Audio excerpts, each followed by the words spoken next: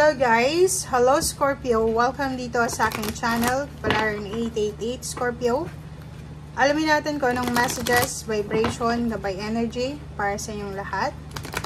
Ito ay general reading, so pwede kang makaresonate. Gamitin mo ang iyong intuition, Scorpio, para sa panonood dito sa aking channel, sa aking videos. Thank you sa inyong lahat na nandito, nanonood. Okay, so parang nakikita natin dito Scorpio, same din ito sa Pisces. Ito ay first week ng May, 'di ba? Last 2 days ng April and the remaining May na siya. So, nakikita natin 7, 8, 9, 10, it's ending siya. Endings.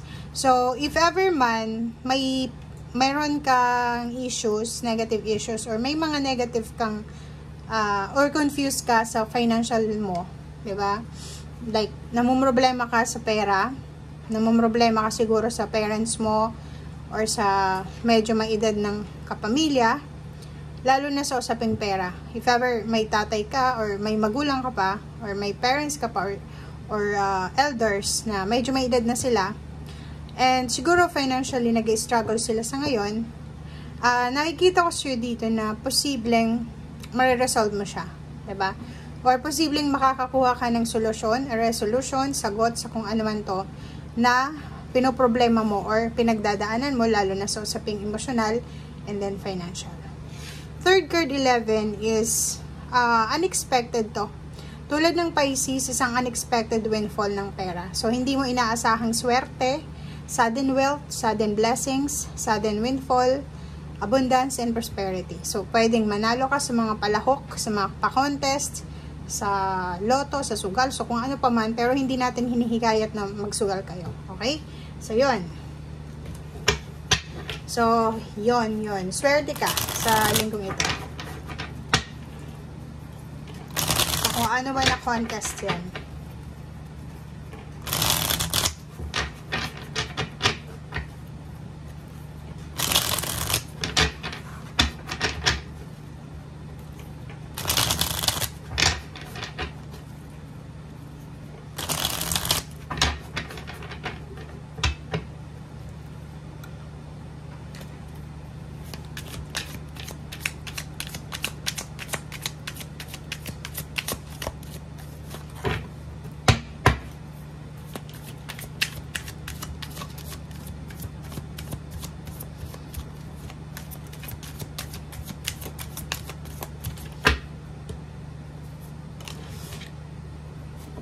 Okay, first two cards natin is Ace of Water and the Lovers.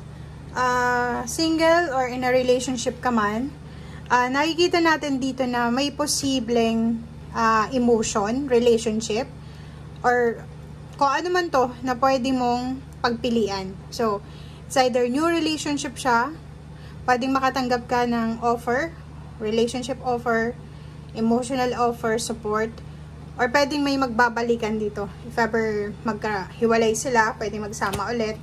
Or pwedeng magkabalikan, if ever man. Long distance relationship, pwedeng magsama ulit. Or pwedeng meron ditong mga relationship na magsisimula.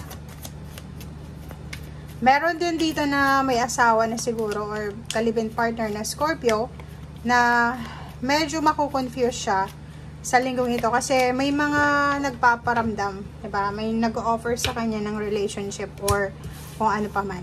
Okay? And the third and fourth card is Empress, number 3 in balance. So, sinasabi ng baraha sa'yo dito na may mag-asawa dito na posibleng unexpected na or pwedeng ma-shock sila kasi hindi nila in-expect na yung babae ay buntis. Or posibleng hindi nila ini-expect yung new baby or new member ng family. Okay? So, nakikita natin dito na magkakaroon ng balanse ang usaping relationship mo or family or abundance or kung ano pa man sa linggong ito.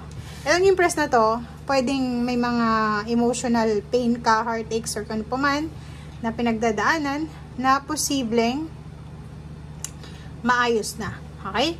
And yun na nga, may mga parating na bagong miyembro ng pamilya, it's either baby or bagong relationship,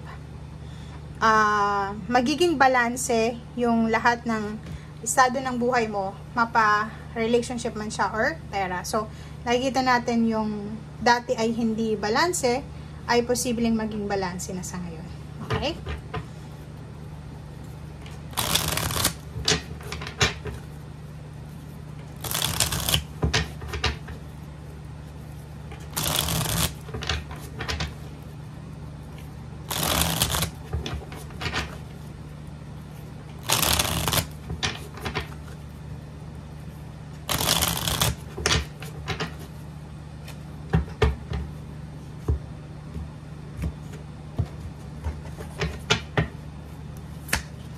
Okay, first card dito is Queen of Swords.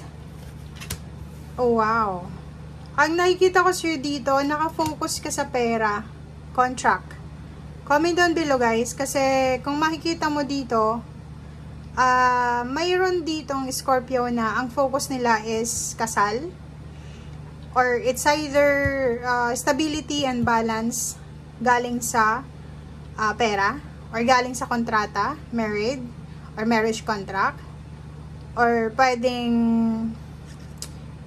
may asawa ka pero may nagpaparamdam sa'yo na ibang tao na ino-offer niya yung relationship, which is yun yung inaalala mo kasi it's either ang taong ito is matanda na or pwedeng may pera siya. Kaso lang, pwedeng may asawa ka, so kailangan mong makipaghiwalay siguro, magproseso ng divorce or annulment or ano pa man, or nakikita natin dito na nahihirapan kang magdesisyon, confused ka, parang ganun, kakaloka. Okay, the Hermit.